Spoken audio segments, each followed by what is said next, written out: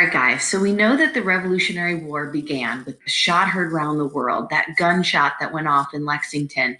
No one knows who fired that shot, and it really doesn't matter because it started the fighting at Lexington and Concord and ultimately started the Revolutionary War. So, real quick, I think this is super duper important to understand is kind of who has the advantage in this Revolutionary War. Let's talk real quick. What gives one side a better chance of winning a war than the other side? Now, if we were in the classroom, I'd have you brainstorm some ideas. I'm just going to tell you some different things. Obviously, this is only some, there's many. Real quick, we are going to share kind of who has the advantage in this war. I'm going to use red to represent the British Army. That makes sense. They wear red.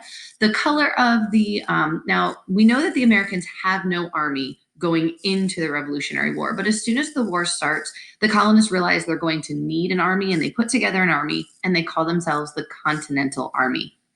And so we're going to use the color blue to represent the colonist Continental Army.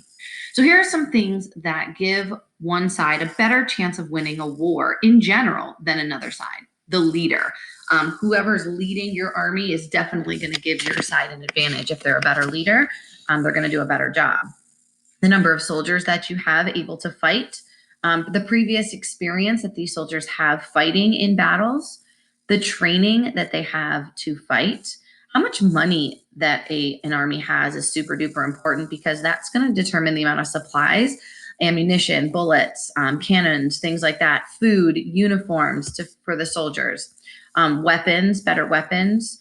Allies. Ally, remember, means help during war. So any kind of help you can get in a war is going to be obviously very important.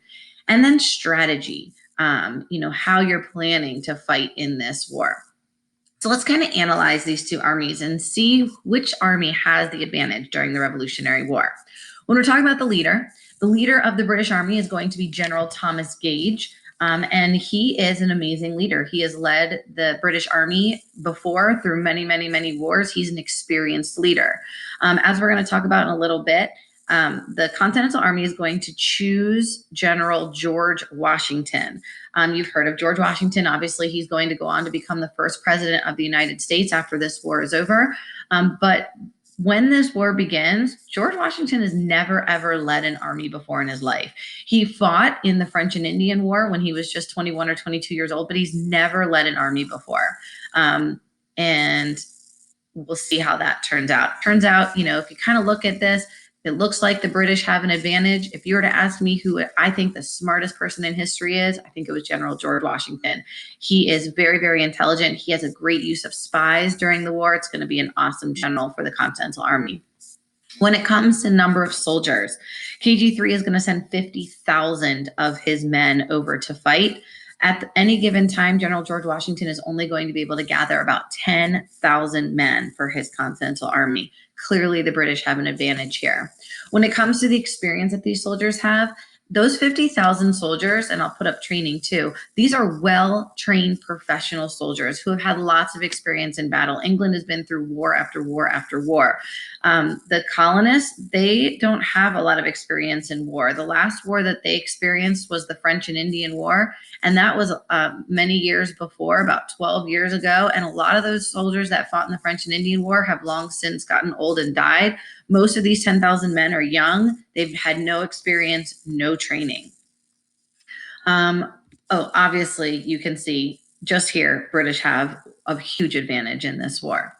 When it comes down for money, the KG3 has decided he is willing to spend as much money as needed to win this war. The colonists don't have very much money. In fact, they don't even have any money to pay George Washington. And lucky he volunteers to lead the Continental Army for free, but they don't have a lot of money. And that leads to the fact that when it comes to supplies, the British have an unlimited amount of supplies. Because the Continental Army has very little money, they're not going to have a lot of ammo. They're not going to have a lot of bullets. In fact, they don't even have enough weapons for each of their soldiers. A lot of these Continental soldiers are going to go into battles with no weapon or with a stick or a club. There's factories in England, and so they have an unlimited supply of the newest and best weapons. The weapons that the colonists do have for their Continental Army, they don't have very many, but they're mostly left over from the French and Indian War, which makes them old and outdated. When it comes to allies, the Native Americans are going to side with the British because they want to continue that fur trade. Additionally, the British is going to have a group of people called the Hessians. So let me explain the Hessians to you. The Hessians are actually German soldiers, and obviously we haven't talked about Germany at all, and the Germans don't have anything against the colonists. The reason that the Hessian soldiers side with England is because the Hessian prince wanted money, and KG3 had money, and KG3 said, you know what, I need more soldiers, so I'm going to pay the German prince to use his Hessian soldiers. And so these Hessians are bought by KG3 to fight with the British. These Hessians have nothing against the colonists, but they're under orders of their prince to fight against the colonists and fight against the Continental Army with the British. When you see the Hessians in the Liberties Kids videos, they'll be dressed in green. And when it comes to allies for the Continental Army, we're not going to have any allies at all until halfway through the war. And then if you saw in the video, we will end up with two allies by the end. France and Spain will both join the Continental Army about halfway through this war. France, because they're still angry about losing to England in the French and Indian War. And well, Spain's been a rival of England forever. So you may have heard the phrase, the enemy of your enemy is your friend. But neither France nor Spain will agree to help the Continental Army until about halfway through the war. When it comes to strategy, this is kind of the one thing. If I go back here, clearly England has every advantage up until we get to strategy. England uses what's called the European style of fighting. And here's kind of an image of what that looks like. Basically, the soldiers line up in lines and they're in an open field and the front line fires and then the opponent fires back and then the next line. It's very, very silly. And you'll see some of this in the videos. Our leader of the Continental Army, George Washington, he fought during the French and Indian War, and he learned by watching the Native Americans this idea of hiding and ambushing, that you sneak up on the enemy, and this is definitely a much better way of fighting. Now, overall, who is likely to win this war just based on the information I gave you? Well, clearly the British Army has so many advantages, from its great general, lots of soldiers with experience and training, money and supplies and weapons, and allies.